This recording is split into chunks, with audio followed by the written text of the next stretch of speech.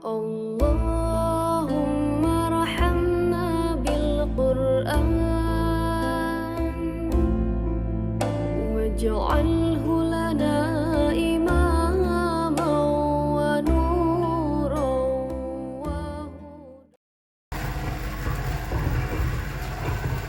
Baik, Assalamualaikum warahmatullahi wabarakatuh. Baik, Ustadz, izin bertanya. Jadi anak saya itu berumur 4 tahun ya.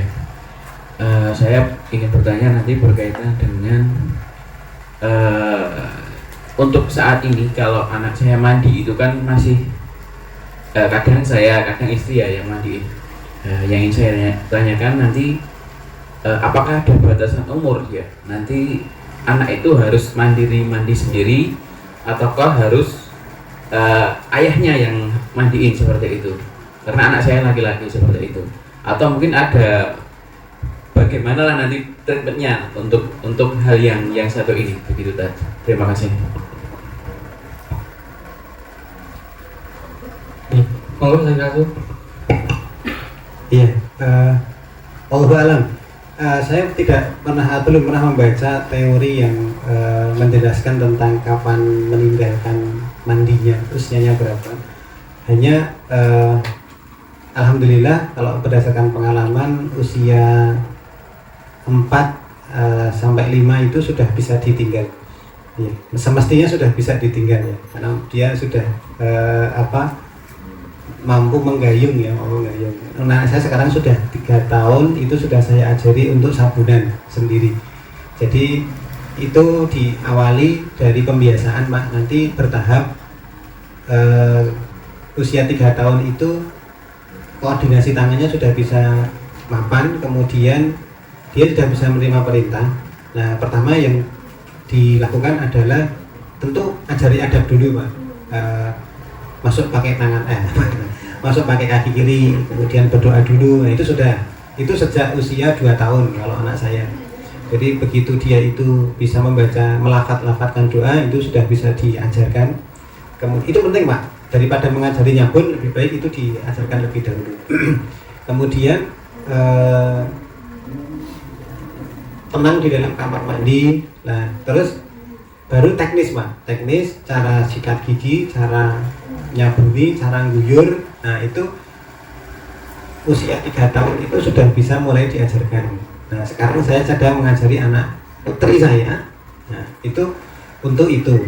Kemudian kalau batasannya wallahu alam ya, Pak, saya kurang memahami itu. Tetapi itu sudah bisa kalau sudah 4 tahun saya pikir sudah perlu untuk tidak dimandikan ibunya, Pak. Karena kan laki-laki ya, Pak ya. Nah, itu yang 3 tahun seperti anak saya itu sudah sounding ibunya sudah sounding ke anaknya, anak saya, anak kami itu besok sudah tidak dimandikan lagi ya, kalau sudah mulai masuk PAUD, sudah mulai masuk sekolah, usia 3 tahun, 4 tahun gitu. Sehingga nanti, tapi itu tetap sambil diajari teknis, Pak. Jangan sampai di kamar mandi malah main, Pak. Ya, ini lama sekali itu. Iya. Nah, mainnya mungkin sesekali tidak apa-apa. Prinsipnya, Pak, usia tertib itu setelah usia 7 tahun mulai tertib. Iya, jadi di bawah itu masih ada waktu pembiasaan. Ahsan, semakin dini semakin bagus kalau masalah itu. Jadi usia 5 tahun sudah bisa mandi sendiri, nah itu bagus. Iya, jadi membekali teknis sampai dia itu bisa dilepas. Gitu. Ya, wallahu alam. Monggo, yang lain.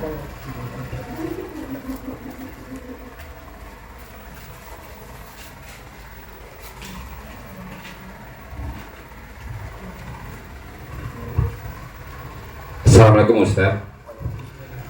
Ini yang saya tanyakan mungkin lepas dari materi Ustaz. Ini masalah kenakalan anak Ustaz. Ini kebetulan ini terjadi pada anak saya sendiri Ustaz. Anak saya kan kedua-duanya cewek Ustaz. Alhamdulillah Ustaz, cewek. Sebenarnya 3 cowok, yang 1 tapi sudah meninggal. Alhamdulillah. Jadi simpanan surga keluarga kami nantinya. Insya Allah, amin. Gini Ustaz, anak saya itu kalau marah luar biasa Ustaz. sampai saya judul mau ngatasinya Ustaz. Kalau dikerasi anak nggak dikerasi kok nanti bisa keterusan. Misalnya gini Ustaz, semalam aja Ustaz, baru semalam yang kakaknya kan pegang HP Ustaz, adiknya yang sekolah di Target 1 pulang dari jamaah maghrib tuh tanya HP dibawa kakaknya kan, terus nangis HP dikasih adiknya, yang gede ganti nangis Ustaz. Saya kan saya duduk ini, saya bingung, waduh gimana nih main adil, main saya nggak dibilang sayangnya berat sebelah, akhirnya HP tak minta Ustaz. Ustaz nangis semua Ustaz. Wah saya duduk gue, tapi berarti saya wes adil nangis HP, akan saya gitu. Orang saya dipilih kasih kan maksudnya gitu. Tak biar Ustaz, ini yang kecil yang ngamuk mah luar biasa Ustaz. Bantal guling dibuang di luar rumah semua Ustaz. Waduh kok niru kakak ya. Ini kan jauh duduk nih, waduh gimana ini. Enggak sampai gitu lah, saya ditarik keluar suruh pergi dari rumah itu lah. Yang itu yang kayak gitu. Waduh, saya duduk ini. Dek, ini rumahku yang buat aku Dek. Gak boleh keluar, gak boleh di rumah. Waduh, saya ditarik sampai di jalan raya Ustaz. Waduh, ini gimana sih menjelaskannya nih? Ini gimana untuk memberikan pengetahuan pada anak agar anak itu kalau gede nggak masalahnya, atau saya bisa menekan sekecil mungkin supaya kalau marah nggak sampai segitu-gitu lagi gitu Ustaz. Saya kan duduk mau menerangkannya gimana, masih kecil menerangkannya gimana tuh, harus dari mana. Akhirnya cuma satu pergi, ya udah saya pergi, saya balik dicari lagi, suruh ulang lagi dikira lagi tuh. Waduh gimana nih caranya jelasinnya, ini gimana Ustaz nih? Ini saya benar-benar sudah pusing ya tadi. Gitu kok sudah berani ngusir orang tua, anak gede saya diusir. Terima kasih Ustaz. Wassalamualaikum warahmatullahi wabarakatuh. Ini urgent ya Ustaz. Ini masalah di anak jangan sampai merembet orang tua jadi masalah juga nanti. Dan mungkin ini mewakili juga untuk bapak-bapak yang lainnya ya sedikit. Iya, bismillah. Yang kakak usianya berapa Pak? Kelas 4 SD. Adiknya? Tamhidi 1. 4 tahun. 5. Iya. Ya baik Pak. Pertama ini terkait dengan HP saja atau dengan yang lainnya Pak? Oke, baik. Bapaknya nggak boleh rebutan ya Bang ya? Iya, jadi nanti yang pertama diubah pola pengamanan barangnya Pak. Jadi ada satu keadaan-keadaan yang itu memang harus pakai HP, mana yang tidak perlu pakai HP. Maka sebisa mungkin itu tidak diinteraksikan dengan anak-anak Pak, terkait dengan HP itu. Apalagi diberi itu, mereka tidak diberi Pak? Enggak, dipinjamkan ya Pak ya. Iya. Hanya saja itu nanti saya khawatirnya kalau dengan perilaku seperti itu hampir mendekati tantrum. Iya. Sehingga itu seperti anak yang kecanduan. Maka yang pertama diubah pola asuh untuk lebih menjaga jarak dengan HP, tidak membuka HP kalau tidak ada izin, kemudian HP dimanfaatkan hanya kalau memang sekolah itu mengharuskan untuk memakai HP. Nah itu mulai sekarang dibatasi Pak penggunaan HP-nya. Lalu yang selanjutnya setelah itu mulai terbentuk, saran saya Pak bisa ke psikolog Pak, ya bisa ke psikolog dengan perilaku anak yang semacam itu. Jadi ke psikolog itu bukan selalu anaknya sakit Pak. Jadi itu nanti akan psikolog itu nanti tahu bagaimana cara membuka hal-hal yang tersembunyi yang itu ada pada diri anak Pak. HP itu bisa jadi suatu akibat ikutan dari pengalaman masa kecilnya dia yang mungkin ada hutang kepengasuhan namanya Pak. Ada hal-hal yang mungkin tidak dipenuhi saat kecil, mohon maaf, yang itu akan dia tuntut setelah dia sudah mulai besar. Nah, di situ nanti psikolog bisa mengulik Pak. Nanti kan ketemunya bapak, ibu, kemudian kadang-kadang dengan anaknya. Jadi saya belum lama juga ke psikolog Pak. Iya. Jadi tapi bukan berarti itu anak saya sakit atau sakit jiwa. Kan kita mestinya kadang-kadang kan berpikir kalau ke psikolog itu anaknya sudah kejiwaannya sudah sakit dulu ya. Tapi sebenarnya tidak Pak. Jadi kapan saja bapak-bapak itu membutuhkan orang yang lebih mumpuni untuk menguli atau membongkar atau mencari tahu dunia anak-anak, itu bisa ke psikolog. Nah kalau saya kemarin ke Bu Wening Pak, Bu Wening namanya. Nah itu di Jogja. Itu saya janjian dengan beliau sekalian saja. Kalau misalkan bapak-bapak tertarik, itu satu kali tatap muka 300.000 Pak. Iya, 1,5 jam. Biayanya segitu itu. Dan itu kadang tidak putus satu kali. Saya kemarin sampai hampir 6 kali. Ya, 6 kali. Karena untuk mengatasi perilaku anak saya. Perilaku anak saya yang orang menyebutnya nakal atau apa gitu. Nah, itu seperti itu. Jadi saya dan istri saya itu bertemu, dan itu bukan suatu aib. Ya, bukan suatu aib, karena itu untuk mencari celah-celah yang kita mungkin tidak mampu. Nah, kalau dengan apa yang Bapak sampaikan tadi, mungkin saran saya hanya itu Pak, karena saya tidak mengetahui sisi-sisi terdalam apa yang terjadi di dalam rumah.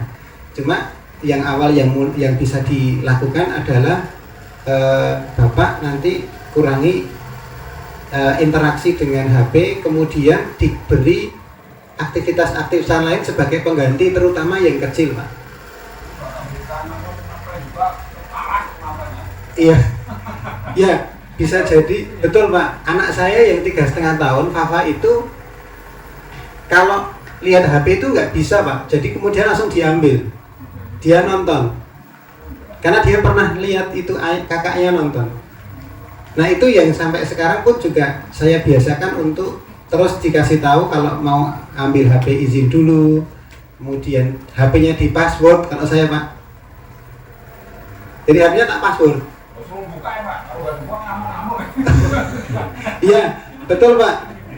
Jadi kadang-kadang kita perlu menahan mereka ngamuk pun tidak apa-apa. Artinya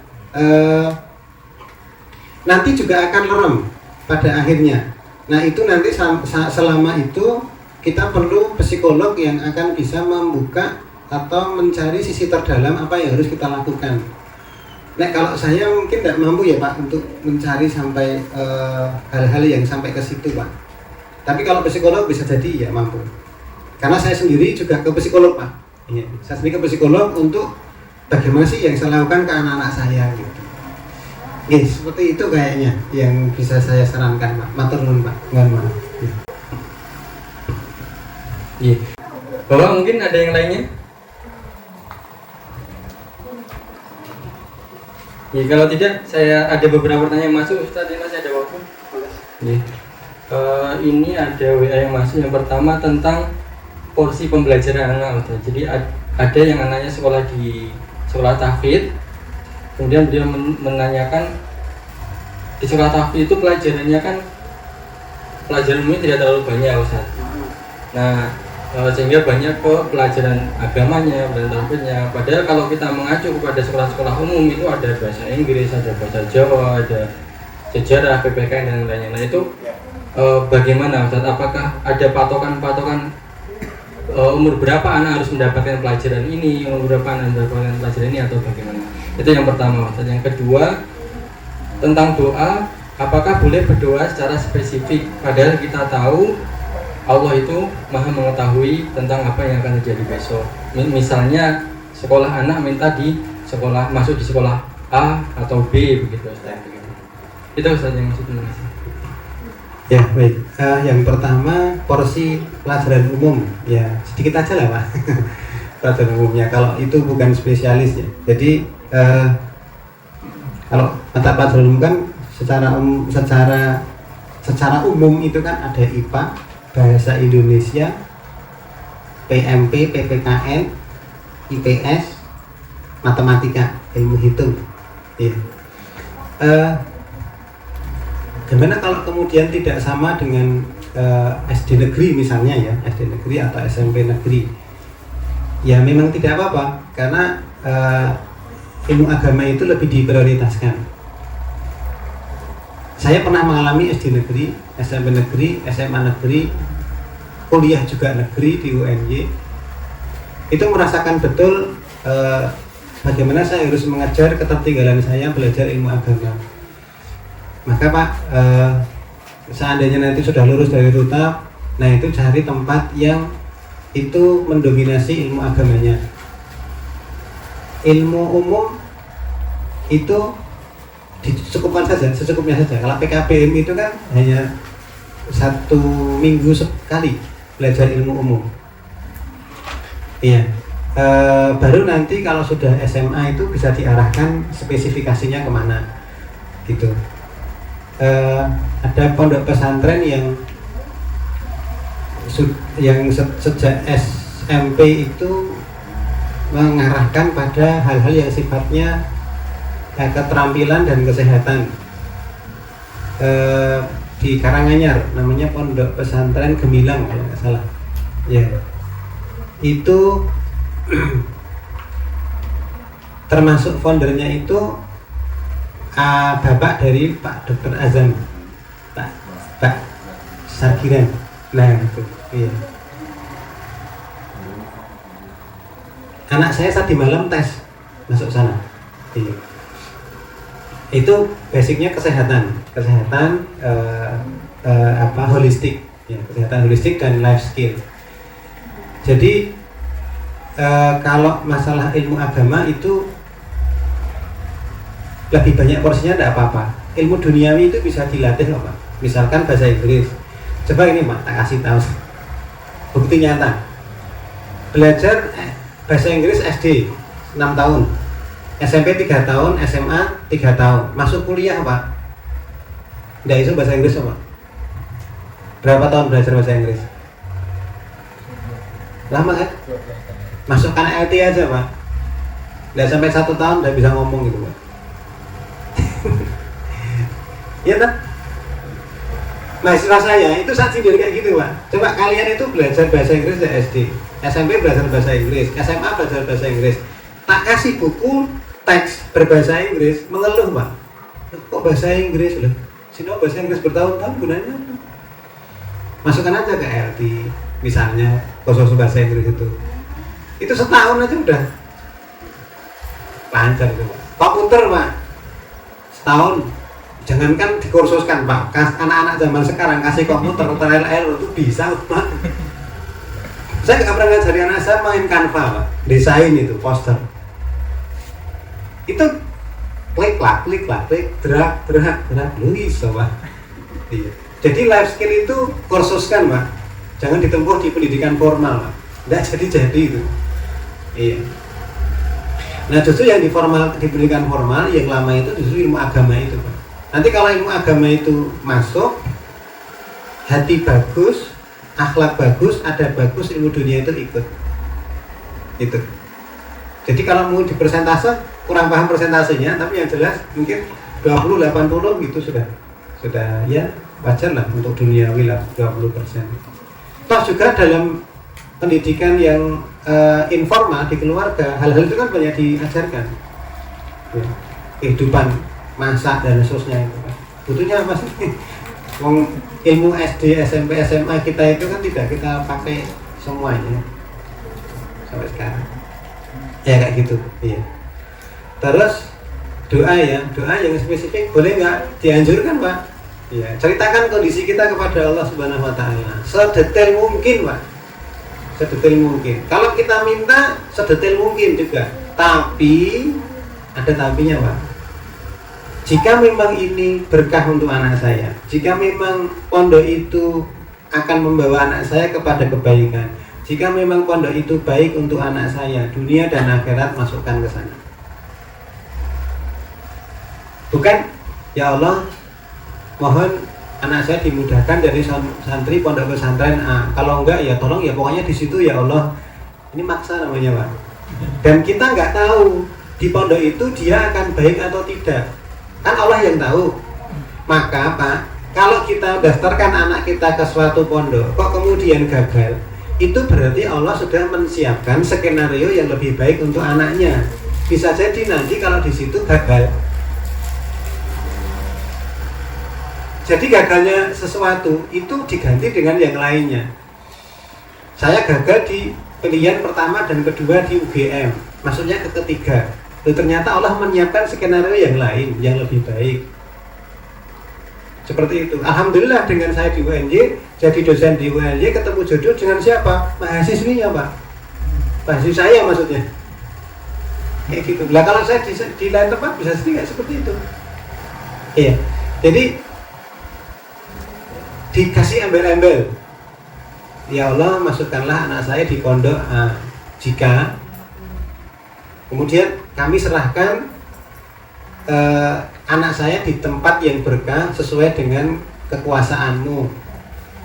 Tempatkanlah anak saya di tempat yang berkah. Nah, saya ngajari anak saya berdoa itu, kamu nggak usah nyebut nama pondoknya nggak apa-apa, tapi yang penting kamu berdoa ditempatkan di tempat yang diberkahi. Nah, kayak gitu. Jantung bisa mana saja. Minta kendaraan Pak, jangan minta kendaraan nyebut merek Pak. Ya Allah berikan Innova, jangan, nanti Allah berikan Innova. Ya Allah berilah kendaraan yang nyaman, kasih Alphard Pak. Karena mungkin. Nah kalau kita prasangka kita pada Allah itu, Allah bisa memberikan kita Innova. Sebatas itu perasaan kita, prasangka kita pada Allah. Padahal Allah itu sesuai dengan prasangka. Nah iya. Maka ada yang mengatakan kalau kamu berpikir tidak bisa, ya kan nggak bisa. Karena doamu itu nggak bisa. Ketetapan hati kita itu mengatakan nggak bisa, nggak bisa.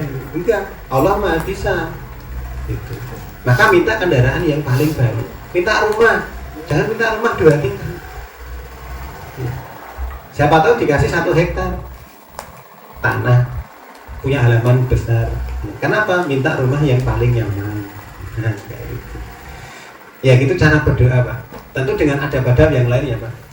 Berdoa tapi masih bermaksiat ya gimana? Iya. Kita minta pada Allah, tapi dengan serta-merta kita mendurhakai Allah. Nah itu kurang beradab dalam berdoa. Jadi kalau mau ingin doanya dikabulkan, ya hindari kemaksiatan, hindari mendurhakai Allah. Dan insya Allah dikabulkan. Tentu dengan adab yang benar dan kesungguhan. Ya Allah kabulkanlah ya, kalau mau sih enggak kabulkan, nah, jangan gitu betulan kemudian cari waktu yang tepat ya untuk berdoa, cari waktu-waktu yang mustajab ya. Demikian ya.